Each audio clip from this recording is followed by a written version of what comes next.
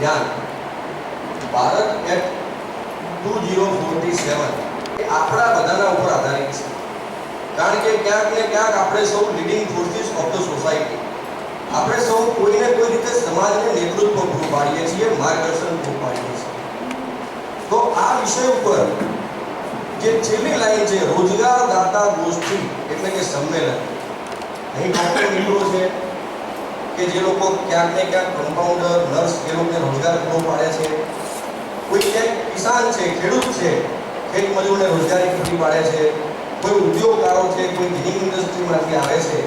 આપણા સૌની વચ્ચે તંદુરસ્ત ચર્ચા થાય એ માટે આ ગોષ્ઠીનું આયોજન કરવામાં આવ્યું છે.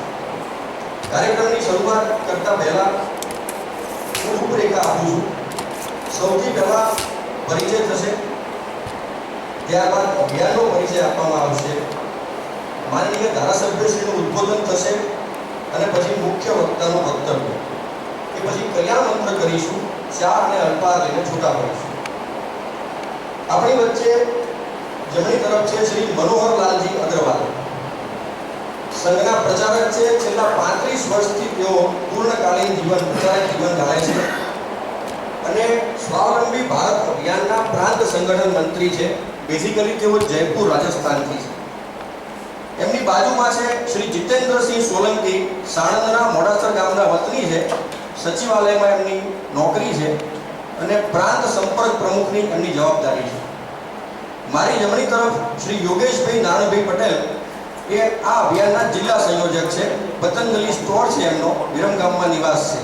ત્રણેય સંઘના સ્વયંસેવક છે, તૃતીય વર્ષ શિક્ષિત કાર્યકર્તા છે. યોગેશભાઈની બાજુમાં જેવો છે એ આપણા સૌના લોકલાડીના માનનીય ધારાસભ્ય શ્રી હાર્દિકભાઈ પટેલ છે. આ અભિયાનનો થોડો પરિચય આપવા માટે હું શ્રી જીતુભાઈ સોલંકીને વિનંતી કરું.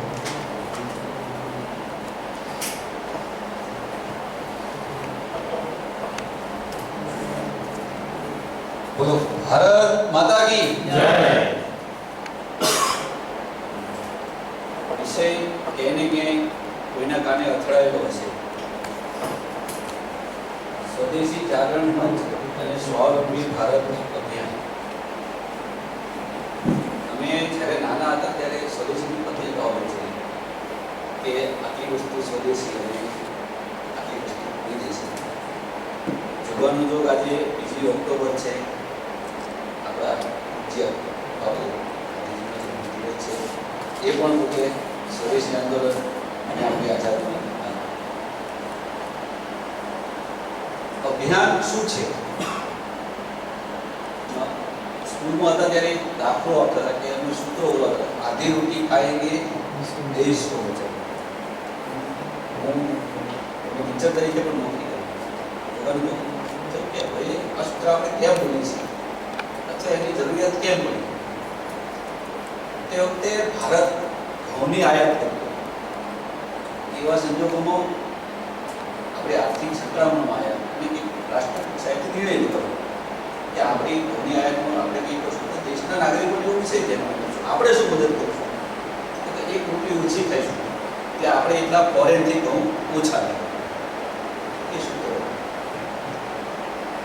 ભારતીય અર્થવ્યવસ્થાને આપણે જોઈએ તો આઝાદીથી 1951 અને 51થી 2014 અને 2014 પછી આપણા 3 પાર્ટ છે. સામાન્ય રીતે દુનિયાની અંદર એક સામ્યવાદ અને એક મૂડીવાદ, આ 2 અર્થવ્યવસ્થા છે. સામ્યવાદની આપણને ખબર છે કે બધું પબ્લિકના હાથમાં આવી જાય, પણ પછી શું એના સામ્યવાદી કન્ટ્રીઓએ જે વિશે જોયા છે કે મૂડીવાદમાં પણ આપણે જોયું કે અમીર વધુ અમીર બને અને ગરીબ વધુ. તો આપણને બધાને ધ્યાન છે સંઘ હંમેશા સમાજની ચિંતા કરે. સંઘના ઘણા બધા સંગઠનો છે. એમાં દત્તોપંત ઠેંગડીને આપણે આજે યાદ કરીએ. એમને મજદૂર સંઘની શરૂઆત કરી, અખિલ ભારતીય વિદ્યાર્થી પરિષદની શરૂઆત કરી. એવી જ રીતે એમને 1951માં સ્વદેશી જાગરણ મંચ એની શરૂઆત કરી. અને સ્વદેશી વસ્તુનો ભાવ કેવો કે સ્વદેશી જાગરણ મંચના પહેલા જ સંયોજક હતા, પ્રોફેસર હતા. એમને આખું જીવન સામ્યવાદમાં ખપાવ્યું અને જ્યારે આપણા દત્તોપંત ઠેંગડીની સાથે બેઠા વિષય ધ્યાનમાં આવ્યો તો એ આપણા સ્વદેશી જાગરણ મંચના પહેલા અખિલ ભારતીય સંયોજકો હતા. એટલી પ્રાયોરિટી છે. તો વિષય આપણે એક લક્ષ્ય અને વિઝન, ભારત સરકારનું એક વિઝન છે ઇન્ડિયા એટ 47 આપણે બધા કહીને કંઈ સાંભળતા હશો. ભારત સરકારનું વિઝન કેવું છે? ઇન્ફ્રાસ્ટ્રક્ચર ડેવલપમેન્ટની. પણ ફક્ત એનાથી કશું નહીં થાય. આપણી જે નૈતિકતાના જે મૂલ્યો છે, બરાબર, સમાજની વ્યવસ્થા, પર્યાવરણ નીતિ છે, આ બધા વિષયોને લઈ અને અખિલ ભારતીય સ્તરેથી છે ગ્રામ્ય અને આપણે આજે તો વિરમગામ જેવા જિલ્લામાં બેઠા છે, બધા લોકો જોડે ચર્ચા કરી, સમાજના જે મુખ્ય વ્યક્તિઓ એની સાથે ચર્ચા કરી કે આ દેશની મુખ્ય સમસ્યાઓ શું.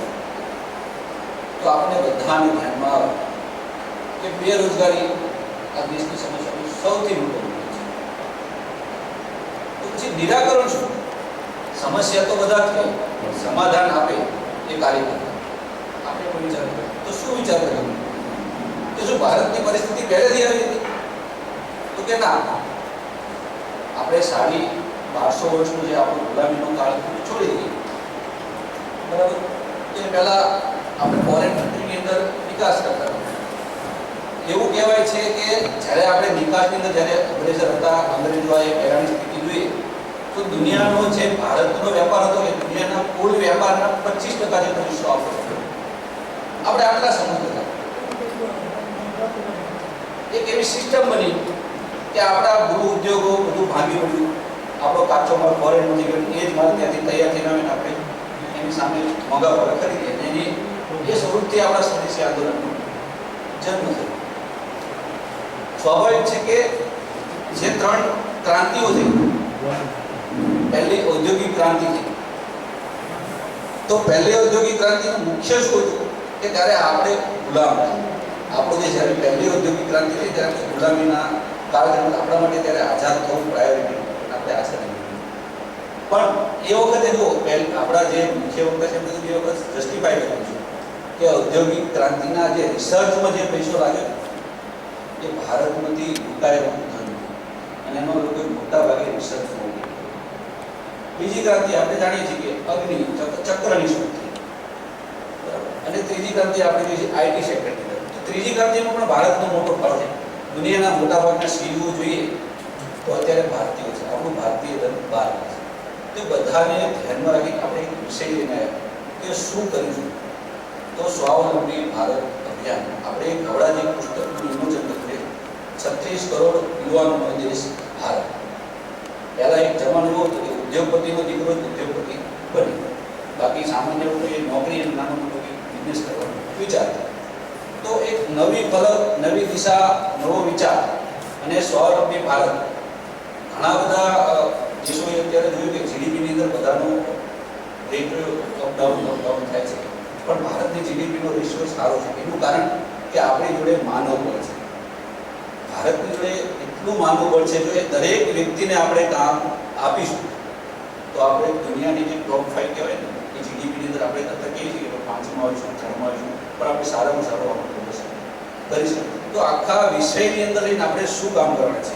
મનોરંજન આપણને આખો વિષય સમજાવશે કે ભાઈ આનું મૂળ પાયાનું કામ છે, બરાબર. અને બધાને સાંકળી અને બધા તમે બધા આજે કોઈ ને કોઈ ક્ષેત્રની અંદર કામ કરો છો, તમે ધ્યાનમાં છે અને તમે શ્રેષ્ઠીઓ છો. તમે સમાજની જોડે આવ્યા છે કે આ અભિયાન છે અને આ અભિયાન સમાજનું ફક્ત આટલી સંસ્થાઓ નહીં, કારણ કે સંઘ પરિવારની સાથે સાથે ગાયત્રી પરિવાર, જુહુ કોર્પોરેશન, આવા પણ ઘણા બધા સંસ્થાઓ છે જેને કીધું છે કે સંઘ આ કામ કરતો હોય તો અમે એની સાથે આ કામ કરવા તૈયાર છીએ. તો પછી હવે આગળનો જે આપણો મુખ્ય વિષય છે, આપણે મારું મુખ્ય કામ હતું આ અભિયાનનો પરિચય આપવાનો ભારતના છે. ખૂબ ખૂબ આભાર. મારો આગ્રહ છે આપને સૌને ખૂબ ધ્યાનથી ને કાન દઈને સાંભળજો, કારણ કે અભિયાનમાં આપણે ક્યાંય ને ક્યાંય મદદરૂપ થઈ શકીએ કે ના થઈ શકીએ, પણ આખી અર્થવ્યવસ્થાને જોવાની ને સમજવાની આખી દ્રષ્ટિ આપણને નવી પડશે. દાખલા તરીકે બિલ ક્લિન્ટન $10 લાખ દાન કરે તો એની વિશ્વ કક્ષાએ નોંધ લેવાય છે. Bill Clinton foundation, Warren buffet foundation. પણ એકવાર અમને એક જગ્યાએ જાણવા મળ્યું હતું કે આપણા દરેક ગામડાઓમાં સવારમાં કબૂતરને ચણ નાખવાની એક ટેવ છે. હવે આખા ભારતની અંદર 13 લાખ ગામડાઓ છે, એમાં 50 લોકો કબૂતરને ચણ રાખતા હોય, એની કિંમત 10 રૂપિયા જ ગણીએ તો એ રોજનું 130 કરોડનું દાન ભારતીયો કરે છે ખાલી કબૂતરના ચણમાં. એટલે દરેક વસ્તુને અલગ અલગ એંગલથી આપણે સૌએ આજે સમજીશું, શીખીશું. માનનીય ધારાસભ્યશ્રીને વિનંતી કે તેઓ આપણને પ્રાસંગિક ઉદ્બોધન કરે. સૌને મારા નમસ્કાર. સ્વાવલંબન ભારત અંતર્ગત આજે આપ સૌની વચ્ચે માર્ગદર્શન આપવા માટે પધારે આદરણીય મનોહરલાલજી, જેમને વિસ્તૃત આપણી વચ્ચે ચર્ચા કરી છે, મને સોલંકી સાહેબ, અમારા પરમ મિત્ર અને જિલ્લાનું નેતૃત્વ સંભાળતા માનીય યોગેશભાઈ, અને વિરમગામના સૌ સમજદાર અને વિરમગામ માટે એક દિશા નક્કી કરી શકે એવા સૌ આગેવાનો, આપ સૌનું હૃદયથી હાર્દિક સ્વાગત કરું છું. આપણા ભારતની અંદર આપણે આમ જનરલ જોઈએ તો દરેક વ્યક્તિને, એમાં આપણો પરિવાર પણ આવ્યો, દરેક વ્યક્તિને ભણ્યા પછી સરકારી નોકરી મળે એની ચિંતા આપણે બધા લોકો સંયુક્ત રીતે કરતા હોઈએ છીએ. પણ સ્વદેશી જાગરણ મંચના નેજા હેઠળ એક અભિયાન સમગ્ર ભારત અને ખાસ કરીને આપણા ગુજરાતના દરેક જિલ્લાઓમાં એવું ચાલે કે સ્વાવલંબન ભારત અંતર્ગત એ યુવાન કે કોઈ પણ વ્યક્તિ ઉદ્યોગ સાહસિક બનીને પોતાના પગ ઉપર ઊભો રહીને આત્મનિર્ભર ભારતના અભિયાનને વધુ ટેકો આપે, એ અંતર્ગત આજે મનોહરલાલજી આપણને સૌને માર્ગદર્શન આપવા માટે પધારેલા છે. હમણાં અમે જ્યારે બપોરે સંયુક્ત ભોજન કરવા બેઠેલા ત્યારે ખૂબ લાંબી ચર્ચા થઈ. એમાં તમે હું બધા જાણીએ છીએ કે આજે સરકારની અનેક યોજનાઓ એવી છે કે તમારે નાનામાં નાનો વ્યવસાય કરવો હોય કે ધંધો કરવો હોય તો એમાં સરકારની અનેક યોજનાઓના લાભ આપણને બધાને મળે છે, પણ આપણી અજાણતાના કારણે યોજનાઓના લાભ આપણે નથી લઈ શકતા અને એક ઉદ્યોગ કરવા માટે કે નાનો વ્યવસાય કરવાની જે આપણી સાહસિકતા હોય એ તૂટી પડતી હોય છે.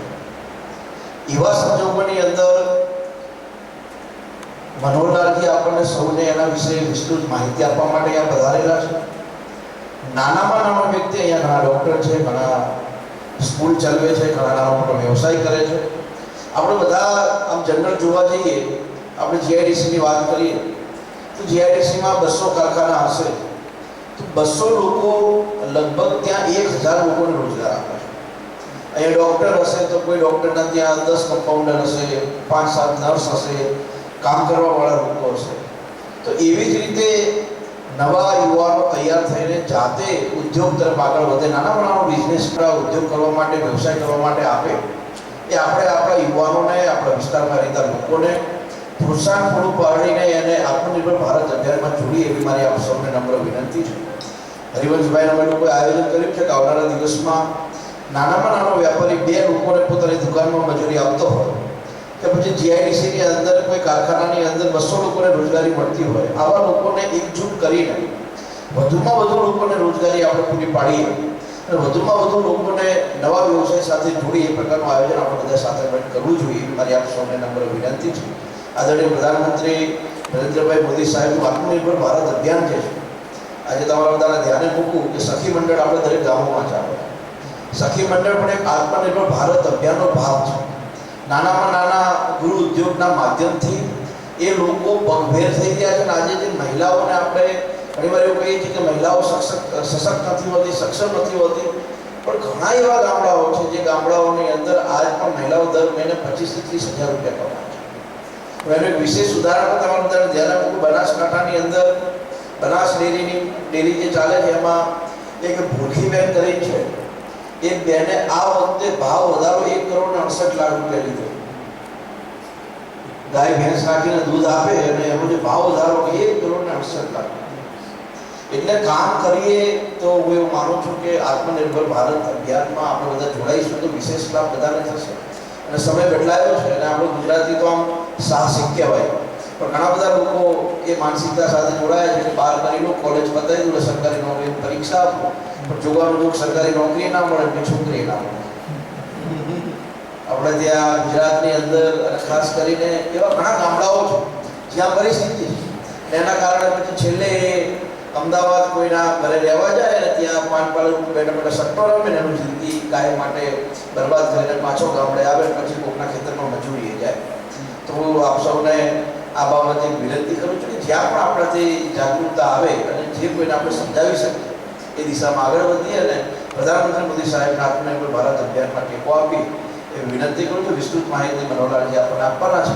હું પણ એ માહિતીને સમજવા માટે અને એ માહિતી સમજ્યા પછી આપણે આપણા ટાઉન અથવા આપણા વિસ્તારમાં એને ઇમ્પ્લિમેન્ટ કરીએ એવી આશા રાખું છું. આપ સૌનો આભાર. જય હિન્દ, જય ભારત. ખૂબ ખૂબ આભાર. આપની વ્યસ્તતા વચ્ચે સમય ફાળવ્યો અને પ્રાસંગિક ઉદ્બોધન પણ કર્યું. તો હવે આપણા આજના મુખ્ય વક્તા શ્રી મનોહરલાલજીને વિનંતી કે તેઓ આપણને માર્ગદર્શન આપે. बोलो भारत माता की जय, भारत माता की जय। कार्यक्रम की अध्यक्षता कर रहे हैं आज के कार्यक्रम में श्री हार्दिक भाई पटेल जो धारासभ्य भी है,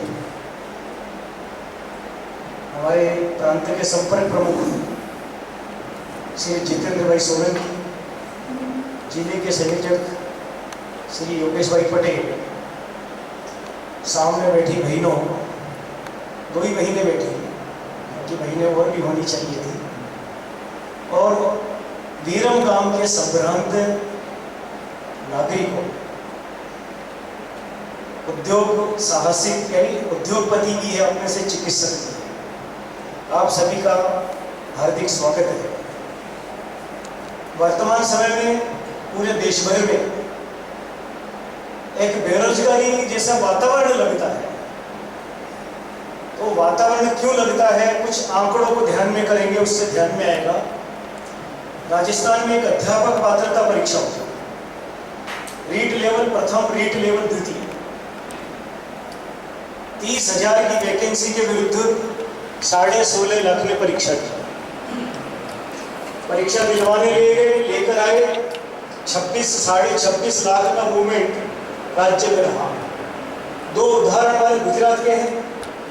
क्लर्क एग्जाम 1100 पद के विरुद्ध 9.5 लाख ने परीक्षा दी। पेपर लीक प्रकरण के खिलाफ अखिल भारतीय विद्यार्थी परिषद ने आंदोलन किया। गुजरात में एक तलाटी की परीक्षा जो पहले होने वाली थी, 3700 पद के विरुद्ध 22 लाख ने आवेदन किया, तो सरकार ने माना कि 22 लाख ये परीक्षा देने वाले होंगे, और जो इनके साथ परीक्षा दिलाने के लिए लाएंगे, लेकर जाएंगे, तो लाखों का मैनेजमेंट हम कैसे करेंगे। तो सरकार ने उस समय परीक्षा नहीं करवाने का निर्णय किया। बाद में परीक्षा करवाई तो 8.4 लाख छात्र छात्राओं ने अपना भाग्य अजमाया कि कहीं भी मेरा नंबर लग जाए, मैं तलाटी बन जाऊँ।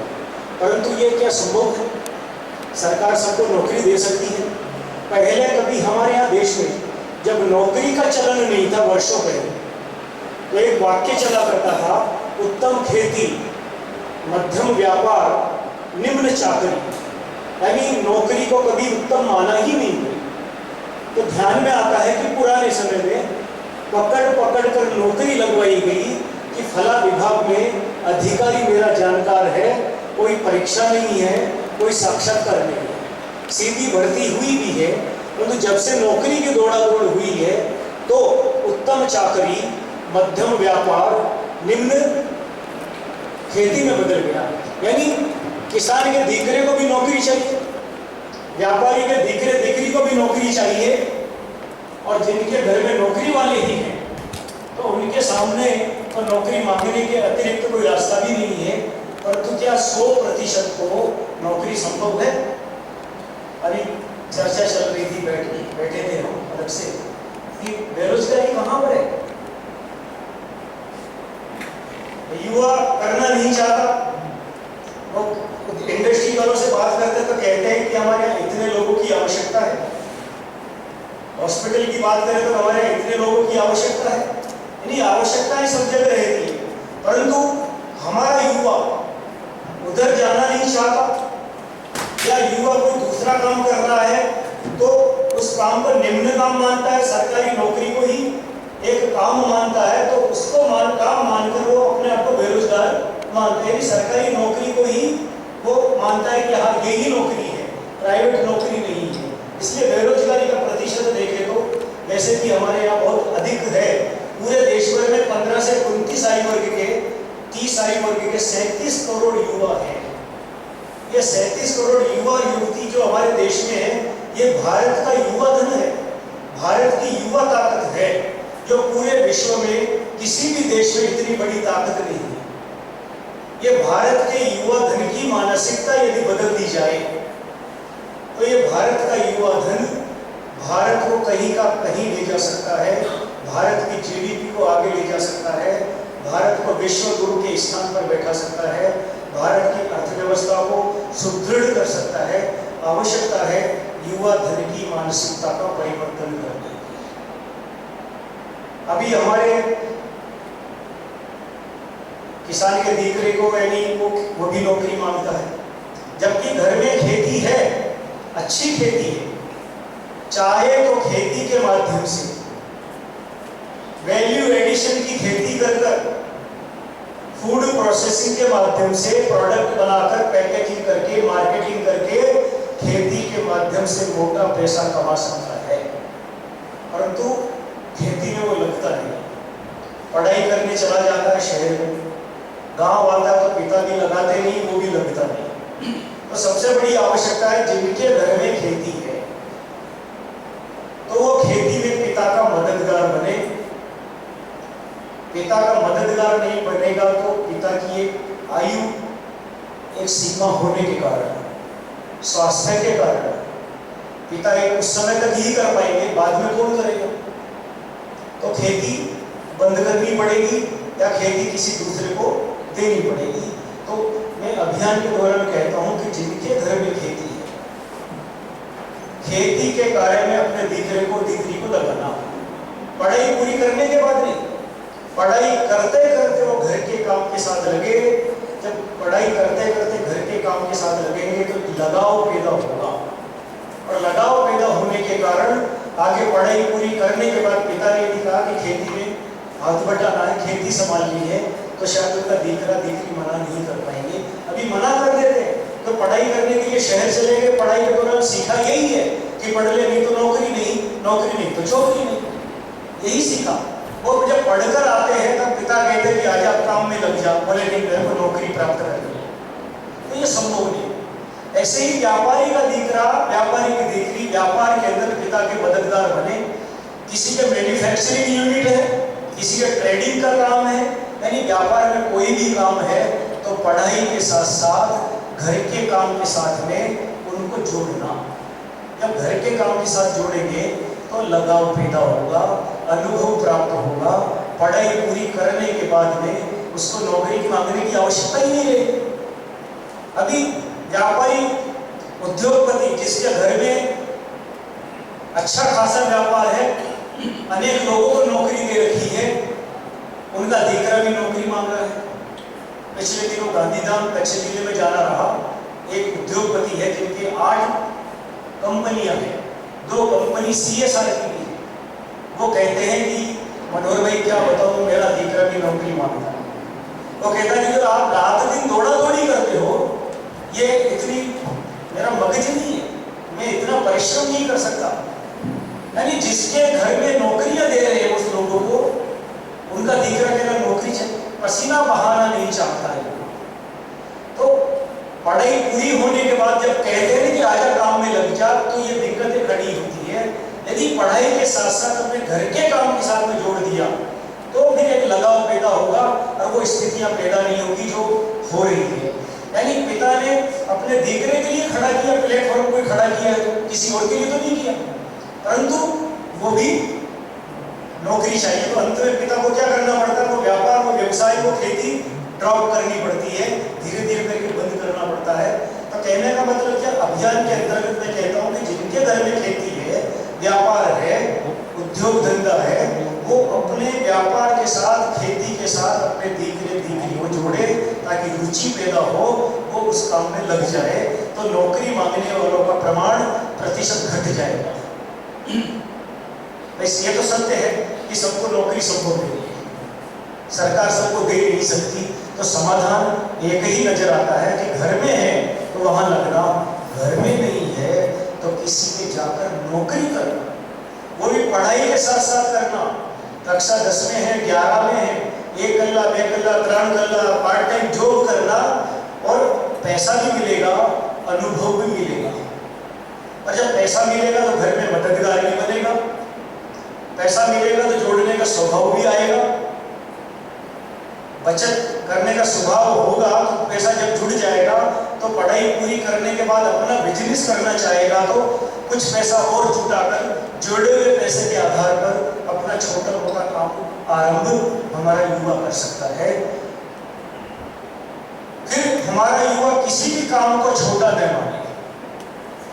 अभी लारी लकड़ी लगाने की कह दो, बोले मैंने पढ़ाई इसलिए करी है। नहीं, बीए पढ़ने के बाद धरती पर पैर नहीं दिखता, ये काम मैं करूंगा क्या? लारी लकड़ी लगाना बुरी बात है क्या? अर्थोपार्जन को लेकर क्या धीरू भाई अंबानी ने जूनागढ़ में पकौड़े की लारी नहीं लगाई? पेट्रोल पंप पर भी काम किया, गली गली घूम कर भी कपड़ा बेचा। तो आज एक उदाहरण है। क्या कृष्ण भाई पटेल ने छोटा काम नहीं किया? पाटन के नाम से नहीं जानते तो निर्मा लिमिटेड, निर्मा यूनिवर्सिटी, पढ़ाई इंजीनियरिंग की पढ़ाई थी। ये नहीं सोचा कि कोई देखेगा तो क्या कहेगा, भाई मैंने इंजीनियरिंग करी है, मैं यदि साइकिल पर घूम घूम कर पाउडर बेचूंगा तो लोग क्या कहेंगे, ये नहीं सोचा। लोग कहेंगे, कहते रहेंगे, मेरे को मेरा काम करना है, तो वो सफल हो गए। आज 26,500 लोगों को काम दे रखा है, 15,000 निर्मा लिमिटेड में, 11,500 फार्मेसी से अन्य गांवों में। यदि वो छोटे से बड़ा बनने का सपना नहीं रखते, यदि वो सोचते रहते कि कोई देखेगा तो क्या कहेगा, तो शायद ये उदाहरण नहीं होगा। एक दर्शन दशाती हमारे सौराष्ट्र क्षेत्र के ही है, शायद नाम से नहीं जानते होंगे, अमरेली क्षेत्र में आखा गुजरात में 200 लोगों को टी पोस्ट नाम से फ्रेंचाइजी दे रखी है। तो पहले क्या था, चाय के बागान थे, मजबूरी के कारण बेचने पड़े, लारी पर आना पड़ा, पैसा ओछा होने के कारण तय किया क्वालिटी और क्वांटिटी के आधार पर काम करूंगा। किया तो लोगों की भीड़ लगी, कुछ लोगों को लगा मिलकर सूत्र लेना चाहिए। व्यापार में कोई किसी को सूत्र नहीं देता कि सूत्र तो नहीं मिलेगा, मेरी शर्तों पर काम करो तो फ्रेंचाइजी दे सकता हूँ, अन्यथा कंटेंट दे सकता हूँ, मेरे कंटेंट से चाय बनाकर बेचूं। तो शर्तें पूछी, क्या शर्त है कि 10 लाख रुपए फ्रेंचाइजी के, 50 की चाय बेचोगे तो 1 रुपए का मुनाफा यानी रॉयल्टी मेरे को चाहिए। मेरी ये शर्तें भी दी। लोगों ने उसकी शर्तों पर काम करना आरंभ किया। तो आज आखा गुजरात में 10-10 लाख लेकर 200 लोगों को फ्रेंचाइजी दी, बैठे बैठे 20 करोड़ आ गया। उसका गोल है कि रोजाना मेरी टी पोस्ट पर 10 लाख 200 टी पोस्ट पर 10 लाख चाय बिकी। ये दर्शन दर्शनी का गोल है। अभी वर्तमान में 2 लाख चाय रोजाना उसकी 200 टी पोस्ट पर बिकती है। और चाय की टी पोस्ट पर लारी पर के चाय ही नहीं बिकती, फरसाण भी बिकता है, नाश्ता भी बिकता है, धंधा तो नाना है, पैसा मोटा है, परंतु युवा करना नहीं चाहता। क्यों? काम छोटा है। भारत के बाहर विदेश में जाएगा, सारे छोटे काम करेगा, करता है, होटल में करता है, घर में रहता, सट्टा साफ करता है, पेट्रोल पंप पे करता है, गाड़ी साफ करता है, मॉल में काम करता है। भारत में नहीं करेगा। ये जो शर्म जो है, वहां शर्म नहीं, वहां जाकर भारत माता का मान गिरा रहे हैं। ये ठीक है, वहां की करेंसी ला रहे हैं, तो भारत माता का मान तो गिरा रहे हैं। वहां के लोगों की नजरों में क्या है कि भारत के लोग छोटा काम करने वाले लोग हैं। भारत में ये हमारा युवा तय कर ले, संकल्प कर ले, छोटे काम से भी बड़ा बना जा सकता है। कोई भी काम छोटा नहीं होता, सोच छोटी होती है। मानसिकता यदि विकसित करने की रही, अपने आप को बड़ा बनाने की रही, तो छोटे से बड़ा बना जा सकता है। जैसे उदाहरण मैंने धीरूभाई अंबानी का रखा, कृष्ण भाई का रखा, दर्शन दर्शनी का रखा। और हमारा युवा कहता है कि मैंने स्टार्टअप डाला है। किसी ने चाय की लारी डाली, कुछ लोग क्या किया कि मैंने चाय की लारी डाली है, मेरा स्टार्टअप है। तो चाय की लारी कोई स्टार्टअप नहीं है। चाय की लारी में कोई नवाचार करे वो स्टार्टअप है। एक उदाहरण ध्यान में आता है, मध्य प्रदेश का दीपक नाम का लड़का जिसने पॉलिटेक्निक की पढ़ाई करी थी। पढ़ाई करने में सरकारी नौकरी थी नहीं तो प्राइवेट सेक्टर में लगा। तो जब प्राइवेट नौकरी लगी तो घर वालों ने उसको योग्य मान के उसकी शादी करवा दी। शादी हो गई तो बाद में किसी कारण से नौकरी छूट गई। 3-4 जगह उसने नौकरी करी, नौकरी छूटती चली गई। अंत में पत्नी भी छूट कर चली गई कि ऐसे के साथ क्या रहेगा जिसकी नौकरी का पता नहीं, जिसके रहने का ठिकाना नहीं। तो राजस्थान के कोटा आ गया। कोटा कोचिंग हब है। देश भर के बच्चे जिनको नीट की अच्छी तैयारी करनी होती है, IIT की तैयारी करनी होती है, राजस्थान के कोटा में आते हैं। बेचारा दुखी था, पत्नी छोड़कर गई थी, इसलिए पैसा ओछा था तो लारी डालने, चाय की लारी डालने के अलावा कोई काम ही नहीं था। तो उसने चाय की लारी डाली, परंतु उसने जो चाय की लारी का नाम रखा, जो चाय के नाम रखे वो नवाचार है, वो इनोवेशन है, वो इनोवेटिव आइडिया है, वो स्टार्टअप भी आप कह सकते हैं। तो चाय की लारी का नाम रखा बेवफा चाय वाला। पत्नी छोड़कर गई थी, दुखी था। उसकी सबसे महंगी चाय 250 रुपए की चाय, और चाय का नाम बेवफा का दर्द। बेवफा के आंसू नाम की चाय 150 रुपया। फिर 50-50 रुपए की अनेक वेराइटी की चाय, थकान फ्री, डिप्रेशन फ्री, यादों वाली, दोस्ती वाली। अब विचार करिए कि वो बेवफा में दर्द चाय में क्या मिलाता होगा। लोग आते हैं पीने के लिए। आया तब 1 लारी थी, आज 4 लारियां उसकी है, यानी फ्रेंचाइजी देनी आरंभ कर दी। यानी सामने वाले की जेब से पैसा निकलवाना, ये भी एक कला है। किसी ने चाय की लारी डाली, आपने भी पैसा का पैसा डाल लिया, ये नवाचार नहीं है। कुछ नया जोड़ना पड़ेगा कि सामने वाला पैसा कैसे खर्च कर सकता है। एक आइडिया चाहिए। जैसे अभी जोधपुर का एक व्यक्ति जयपुर गया, जोधपुर का एक व्यक्ति जयपुर गया, रिश्तेदारी में निधन होने के कारण जाना जरूरी था। तो वहां देखा स्टील की अर्थी आई है शव ले जाने के लिए। तो उसने कहा भाई ये स्टील की अर्थी तो हमारे नहीं होनी चाहिए, हमारे यहाँ तो शास्त्रों के हिसाब से बांस का होना चाहिए। बोले बांधनी नहीं है। बोले मैं बांधूंगा। थोड़ा समय था, बाजार गया, सामान लाया,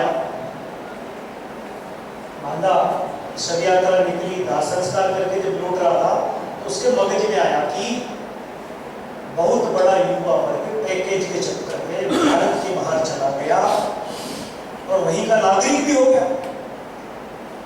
पढ़ाई के दौरान भी घर से उसका कोई संबंध विशेष नहीं रहा, बाहर जाने के कारण भी विशेष संबंध नहीं रहा, तो वहां का निवासी हो गया। पीछे माता पिता स्वास्थ्य के कारण से और शरीर छोड़ने की स्थिति हो गए तो उनके लिए उसने एक काम किया, एक कंपनी डाली, अंतिम सत्य नाम की कंपनी डाली। वो एक स्टार्टअप 50 करोड़ के ऊपर का स्टार्टअप है। जिनके पिता वेंटिलेटर पे रहते हैं, माता वेंटिलेटर पे रहती है, डॉक्टर जवाब दे देते हैं कि 2 दिन बाद ये सी वेंटिलेटर हटाएंगे, आपके पिताजी छोड़ देंगे, शरीर छोड़ देंगे। इसलिए आप सूचना देखो, एडवांस बुकिंग हो रही है। 3 दिन के क्रियाक्रम का 65,000 रुपए, 12 दिन का क्रियाक्रम का 1.25 लाख रुपया पैकेज पर वो कंपनी काम कर रही है। रुदाली के लिए महिलाएं, 4 महिलाएं रुदाली के लिए जाती है संबंधित के यहाँ और रोने लगती है, बाकी भी रोने लग जाती है। मुंडन के लिए लड़के रखे हुए हैं, पांडित्य कर्म के लिए पंडित रखे हुए हैं, यानी अभावों में काम किया वो स्टार्टअप है। जो चल रहा है वैसा ही चलाया तो स्टार्टअप नहीं है। कुछ नवाचार की आवश्यकता है। अभियान के दौरान मैं कहता हूं कि भीतर में कोई भी योग्यता है, अच्छा गाने का कौशल है तो जीवन का आधार बनाया जा सकता है। कैलाश खेर शिव जी पर भजन गाते हैं। 2 वर्ष पहले दिल्ली की एक वर्कशॉप में आए, परिचय कराया गया, पद्मश्री पुरस्कृत है। आज हमारे कार्यक्रम में नहीं आते, दूसरी जगह जाते तो इनको 48 लाख का पैकेज मिलता, लॉजिस्टिक व्यवस्था अलग मिलती। हमारे गुजरात में डायरा की टीम है, डायरा की जो प्रसिद्ध टीम है जब जाती है तो कितना मोटा पैसा मिलता है। गाने का कौशल में गीता बेन रवानी का नाम सुनते होंगे, कितना मोटा पैसा मिलता है। लेकिन कुल मिलाकर भीतर में कोई भी योग्यता है, सरकार पर अवलंबित ना रहे युवा, सरकार पर अवलंबित रहेगा तो ना तो नौकरी मिलेगी ना छोकरी मिलेगी। कुल मिलाकर उसको सोचना पड़ेगा भीतर से कि मेरे को अर्थोपार्जन के लिए करना क्या है। अनेक उदाहरण, अभी पाटन जिले में एक व्यक्ति ने गधे पालन का काम शुरू किया, गधी पालन भी वो कर रहा है, गधी का दूध 7,000 रुपए लीटर बिक रहा है। क्या काम आता है गधी का दूध? कॉस्मेटिक आइटम में काम आता है। लोग चेहरा चमकाने के लिए जो लेते हैं कॉस्मेटिक आइटम, गधी का दूध मिक्स होता है। भुज में गया हमारे अमीर भाई अहीर है, कार्बन बनाने की कंपनी है, सड़क किनारे जो बबूल उग जाता है, बबूल काट के कुछ लोग ले जाते हैं, जलाने के काम लेते हैं, कुछ बेचते हैं। 3 रुपए किलो में लकड़ी उसकी बबूल की खरीदते हैं, जलाकर 80 रुपए किलो में पाउडर बनाकर बेचते हैं। वही कार्बन चारकोल के नाम से टूथपेस्ट में, फेस पैक में, दवाओं में मिक्स होता है। आज आवश्यकता क्या है कि हमारे जो युवा है उन युवाओं को ये विभिन्न प्रकार के उदाहरण सुनाकर उनका मगज बदलने की आवश्यकता है। युवा किसी भी काम को छोटा मानता है तो अपने यहाँ शर्म आती है तो दूसरे शहर में जाकर काम करे। अभी कोई हीरम काम का सूरत में जाके काम करेगा तो कोई पहचान पाएगा उसको? रिस्क लगती है तो 4 लोग मिलकर काम करें, पहले अनुभव प्राप्त करें। पार्टनरशिप में जब काम करेंगे तो 4 का मगज, 4 का पैसा, 4 की ताकत, मैनेजमेंट, कुल मिलाकर एक कंपनी बनाकर बहुत अच्छे से काम हमारा युवा कर सकेगा। परंतु उसको इतनी सारी माहिती की आवश्यकता है, उसको ज्ञान नहीं है, उसको आवश्यकता है। तो वो ज्ञान हम लोग दे सकते हैं, हमारे माध्यम से विषय वहां तक जाएगा तो युवा की मानसिकता कुछ शायद बदल सकती है। मैं कहता हूं कि नौकरी लेने वाला किसी दूसरे को नौकरी दे नहीं सकता, सरकारी में भी नहीं और प्राइवेट सेक्टर में भी नहीं। नौकरी लेता है तो अकेले का चिंतन या परिवार पर उसका चिंतन रहता है। जब नौकरी प्रदाता बनता है, रोजगार प्रदाता बनता है तो उसका दायरा बड़ा हो जाता है, मानव कल्याण का काम वो कर रहा होता है। किसने 10 को नौकरी दे रखी है, किसने 50 को नौकरी दे रखी है, उसके पीछे 50 परिवार बनते हैं। आज आवश्यकता इसी बात की है कि भारत की बेरोजगारी को समाप्त करना है। यह सोचने की आवश्यकता है, इस दिशा में बढ़ने की आवश्यकता है। नौकरी में मगज का विकास नहीं है, व्यापार में मगज का विकास है। एक छोटे से आरंभ करके कितने बड़े बड़े उदाहरण हमारे गुजरात में है। फिर डिग्री नहीं है तो भी, योग्यता नहीं है तो भी कोई ये ना सोचे कि मैं जीवन में कुछ कर नहीं सकता, कर नहीं सकती। तो अंजार के निकट की रहने वाली भाभी बेन रवाई, वही हमारे सौराष्ट्र क्षेत्र का उदाहरण है। जब गुजरात में मैं आया 10 नवंबर 22 को, दिसंबर 22 में भाभी बेन के यहाँ जाना रखा। ऐसा नहीं था, गहना गिरवी रखा, 25,000 का लोन लिया। कच्छ के क्षेत्र में, उधर अंजार के क्षेत्र में जो भरत काम होता है, 350 घरों में 350 महिलाओं से काम करवाती है। भारत के बाहर 45 देशों में भाभी बेन का प्रोडक्ट जाता है। यानी कम पढ़ी लिखी, कक्षा 4 फेल, हिम्मत नहीं आ रही है। हमारा युवा कहता है कि डिग्री है, नौकरी नहीं है, क्या करूं? वो हिम्मत आ रहा है, अब तो साइड होकर निर्णय ले रहा है, सुसाइड के गलत काम में जा रहा है। भाभी बेन रवानी शार्क टैंक में आई है। भाभी बेन रवानी राष्ट्रपति पुरस्कृत है। कौन बनेगा करोड़पति में भाभी बेन बैठी है। कम योग्यता उसके कारण भी उसने 25 लाख का पुरस्कार तो जीता ही है। शबजी भाई ढोलकिया भी सौराष्ट्र क्षेत्र के, सौराष्ट्र के उदाहरणों का गढ़। शबजी भाई ढोलकिया की पढ़ाई का कक्षा 3, काम क्या, डायमंड किंग। सूरत में गए तो कहते हैं कि उनके पास टिकट का पैसा भी नहीं था, किसी दूसरे ने टिकट कटवाई। वहां गए तो हीरा घिसा, हीरा घिसते घिसते हीरा घिसवा रहे हैं। काफी लोग, हजारों लोग उनके काम करते हैं। उनके 4 ऐसे उदाहरण जो मैं युवाओं के बीच में भी रखता हूं, आपके समक्ष भी रखूंगा। 4 दीपावली के अवसर पर, ऐसे हर दीपावली पर वो कुछ ना कुछ अपने कर्मचारियों के लिए करते हैं।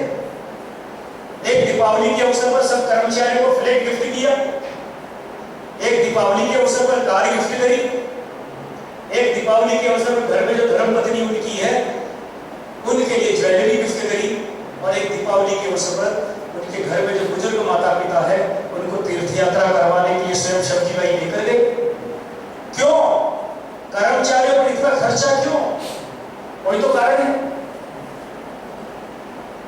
किसी भी कंपनी का आधार मालिक तो है, परंतु बहुत बड़ा आधार उसका कर्मचारी है। यदि कर्मचारी फैक्ट्री में नहीं है तो प्रोडक्शन होगा क्या? कर्मचारी कम है तो प्रोडक्शन बढ़ा सकते हैं क्या? कर्मचारी का मन नहीं है तो प्रोडक्शन बढ़ा सकते हैं क्या? कर्मचारियों का मनोबल ऊंचा रहे, वो कर्मचारी को कर्मचारी मानते नहीं, परिवार का सदस्य मानकर उनके साथ वैसा ही व्यवहार करते हैं। तो उसके कारण से आज कोई उनके कर्मचारी को तोड़ना चाहे, 5,000 की 10,000 की पगार देकर, ज्यादा देकर कि मेरे आ जाओ मैं ज्यादा पगार दूंगा, कोई जाएगा कर्मचारी? ऐसा मालिक मिलेगा? यदि मालिक ने कह दिया कि आज 1 घंटा ज्यादा काम करना है, 2 घंटा ज्यादा काम करना, तो कर्मचारी ना बढ़ेगा। घर में उनकी पत्नी भी रोकेगी, क्या 2 घंटा लेट कैसे आए? तब कुल मिलाकर क्या है कि कर्मचारियों का मनोबल ऊंचा रहे, उसके लिए मैं भी जब युवाओं के बीच में विषय रखता हूँ तो कहता हूँ कि आप में से भी कभी कोई आगे जाकर स्टार्टअप डालकर सब्जी भाई ढोलकिया जैसा बनो या इससे भी ऊंचा बनो, तो इस सूत्र को जरूर ध्यान रखना। कभी ये नहीं सोचना कि मैं कर्मचारियों का राजा हूँ, कर्मचारियों को चूस लूँ, जितना चाहूँ उतना चूस लूँ। यदि आपने ऐसी भावना रखी तो कर्मचारी आपके पास तब तक ही रहेगा जब तक उसके पास कोई ऑप्शन नहीं होगा। ऑप्शन होगा तो आपको छोड़ कर चला जाएगा। फिर उस समय आप कर्मचारी के लिए फिर वो कहेंगे फिर मेरे तो इतने लोगों की आवश्यकता है, मेरे इतने लोगों की आवश्यकता है, वो चीजें चलती रहेंगी। कुल मिलाकर हमारे युवा को यह भी समझने की आवश्यकता है कि मैं बड़ा बनूं तो कर्मचारी जो मेरी कंपनी का आधार है उनके लिए नरम रहूं, पोलाइट रहूं। तो कुल मिलाकर एक यह विषय है। फिर घर घर में माता पिता भी जो दबाव देते कि पढ़ ले, नहीं तो नौकरी नहीं मिली, तो माता पिता भी अपने दीकरे दीकरी को छोटा काम करने के लिए प्रेरित करे। घर में संपन्नता है तो भी करे। सब्जी भाई ढोलकिया ने भी किया ना, अपने दीकरे की हैदराबाद की टिकट कटाकर हाथ में रुपया देकर कहा कि जा नौकरी कर। तो उसने शुरू में उसको नौकरी नहीं मिली, बाद में जब उसको नौकरी मिली तो 3 महीना काम किया तो नौकरी ही करी क्या उसने? व्यावहारिक ज्ञान भी लिया होगा। वो घर में रहकर व्यावहारिक ज्ञान नहीं मिलता, दूसरे के यहाँ जाकर व्यावहारिक ज्ञान भी प्राप्त होता है। कहने का मतलब घर में संपन्नता है तो भी अपने दीकरे दीकरी को बहुत आरामदायी बनाने की आवश्यकता नहीं। चीन का एक उदाहरण आता है। चीन की एक स्नैक्स बनाने वाली कंपनी, उसके मालिक ने एक उदाहरण पेश किया। 20 वर्ष तक अपनी पत्नी को और अपने दीकरे को साथ में लेकर किराए के मकान में रहा। जब तक दीकरे की पढ़ाई पूरी नहीं होगी तब तक किराए के मकान में रहा। कभी ये शो नहीं किया कि अपने एक मोटी कंपनी है उसका मैं मालिक हूं तो उसका दीकरा है। वो कहते हैं शो कर देता तो मेरा दीकरा बिगड़ जाता, बिगड़े हो जाता। 20 वर्ष पूरा होने के बाद उसको बताया कि अपनी स्नैक्स बनाने वाली कंपनी है, 692 करोड़ का टर्नओवर हमारा है, तो उसका दीकरा है, तेरे को कहीं नौकरी मांगने जाने की आवश्यकता नहीं, अपनी कंपनी में तेरे को नौकरी मिल जाएगी। ये नहीं कि तू मालिक का बेटा है तो राज कर। कंपनी में भी नौकरी ही दी उसको, जैसे अन्य कर्मचारियों के साथ व्यवहार वैसा ही व्यवहार उसके साथ है। आज आवश्यकता इस बात की भी है, परंतु ये ना होने के कारण हम देखते हैं कि जिनके घर में संपन्नता रहती है उनके दीकरे को अनुभव न होने के कारण कई प्रकार की समस्याएं खड़ी होती है।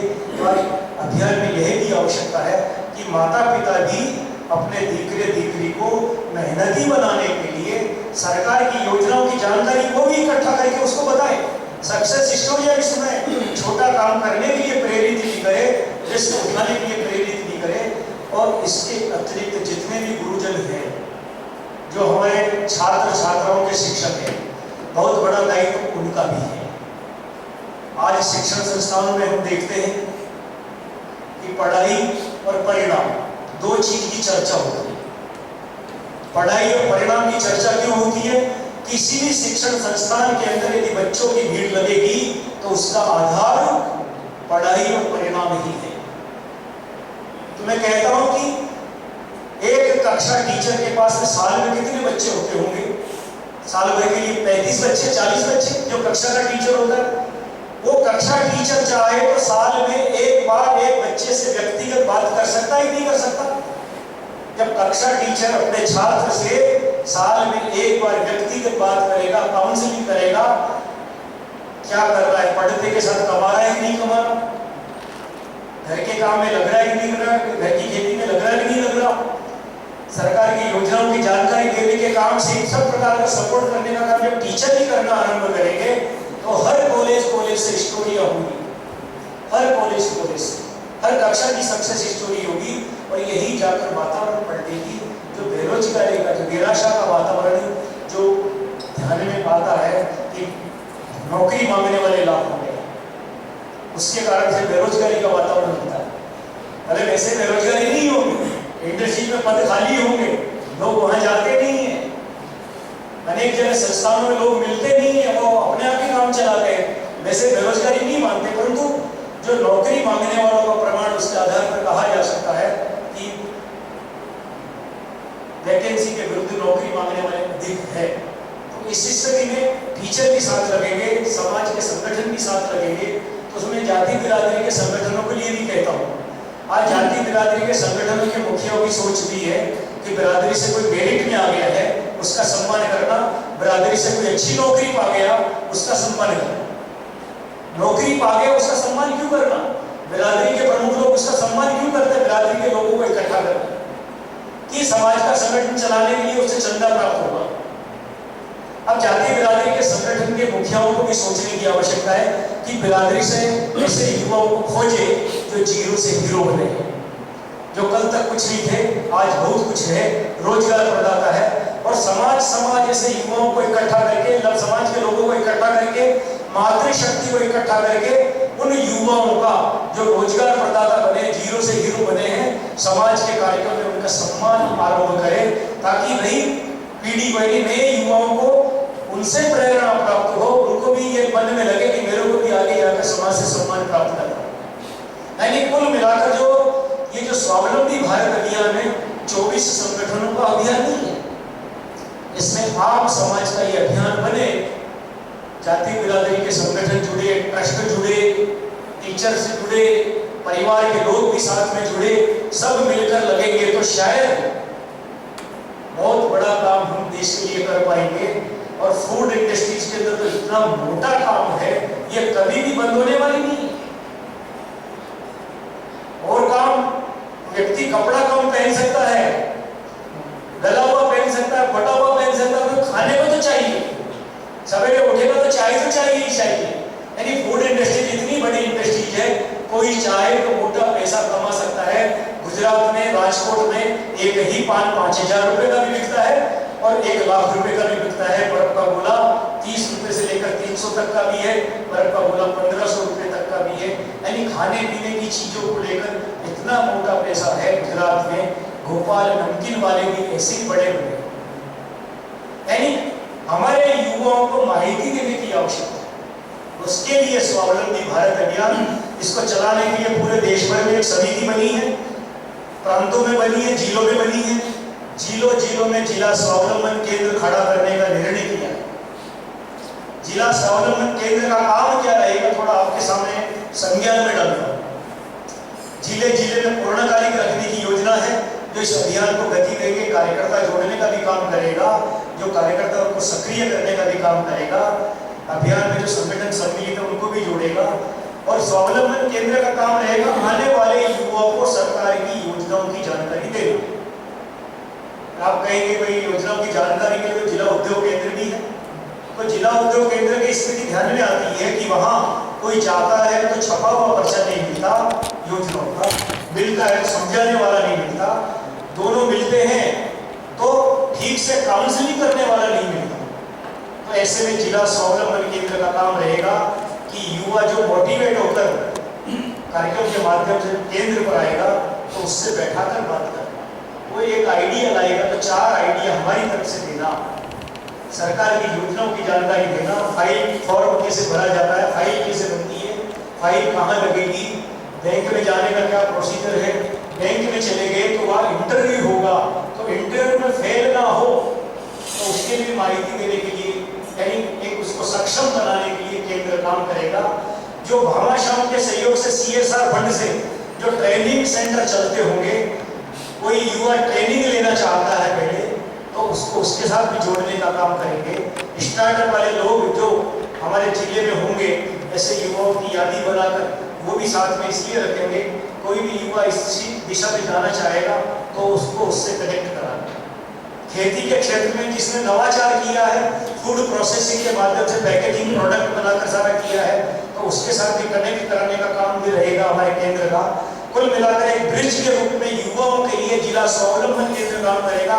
युवा को अपना काम करने के लिए लोन प्राप्त हो जाए, वो बैंक तक पहुंच जाए, लोन मिल जाए, वहां तक पहुंचाने का काम जिला स्वावलंबन केंद्र का रहेगा। ये जो स्वावलंबी भारत अभियान का विषय मैंने सबके समक्ष रखा है, तो एक बार थोड़ा हल्की सी इतनी जानकारी के लिए पूछना चाहता हूँ कि ये विषय अपने किन किन के मगज में चला गया। चूंकि मैंने हिंदी बोली है, हो सकता है हिंदी के कुछ शब्द कठिन हो, आप गुजराती हैं तो आप समझ नहीं पाए हो, फिर भी मेरा विषय किन किन के समझ में आ गया, कृपया हाथ खड़ा नीचे।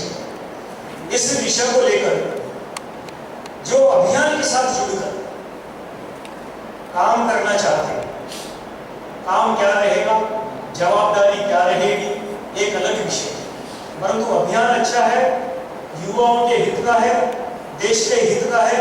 मेरे को अवसर मिला तो दायित्व लेकर, अवसर नहीं मिला तो बिना दायित्व के भी काम करूंगा और तुम्हें काम करूंगा, वो कृपया करो। बोलो भारत माता की जय। मेरी यात्रा समय जो विषय आपके सामने मूंगा मैंने, आपने ठीक से समझा और समझ कर करने के लिए हाँ भरी, ये मेरी सफलता। अब दूसरी सफलता आपके ऊपर निर्भर है कि आपके माध्यम से संघ दृष्टि का जो विरमगाम जिला है, इसमें अभियान को लेकर हम सब युवाओं तक जाने की योजना करें।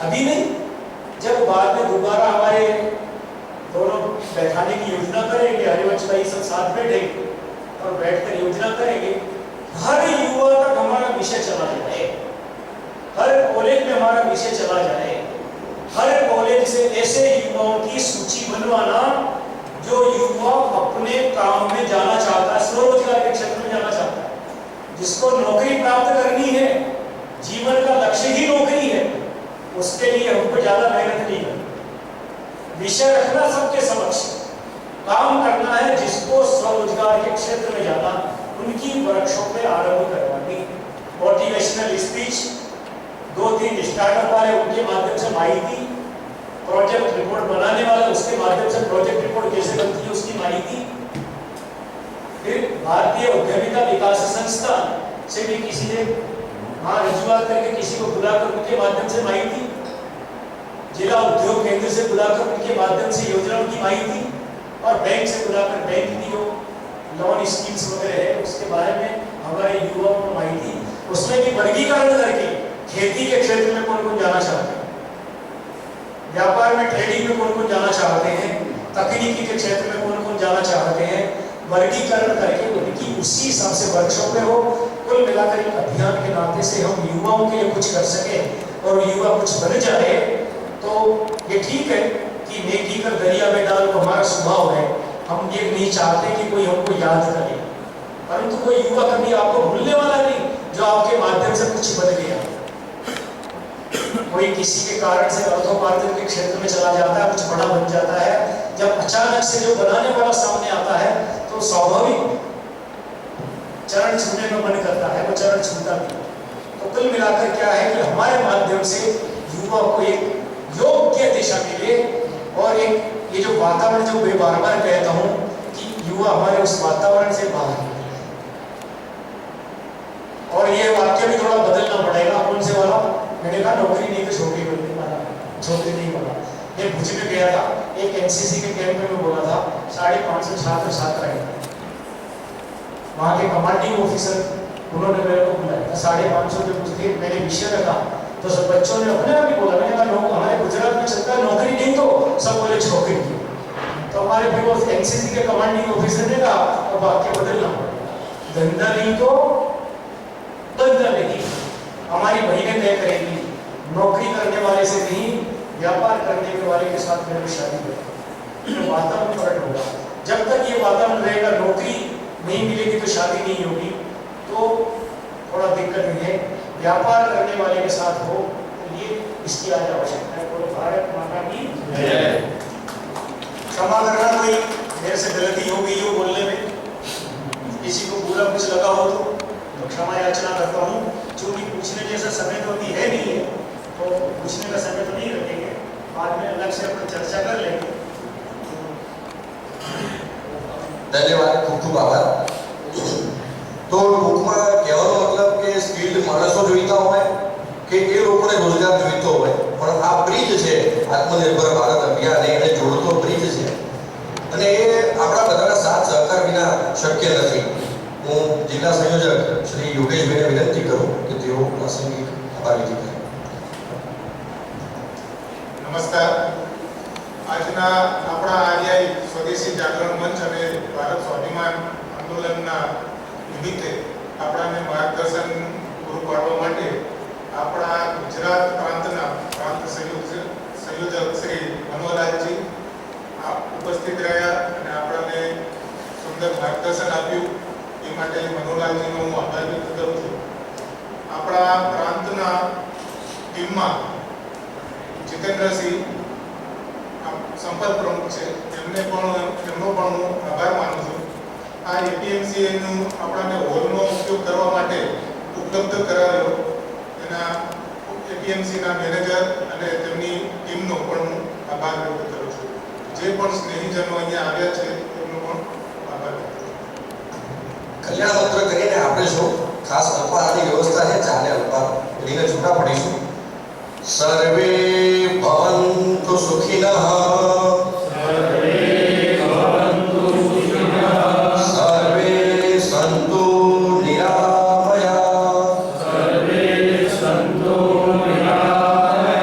સર્વે ભદ્રાણિ પશ્યન્તુ, મા કશ્ચિત દુઃખ ભાગ ભવેત.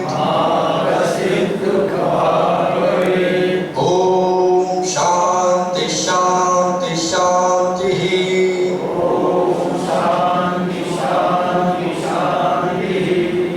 ધન્યવાદ.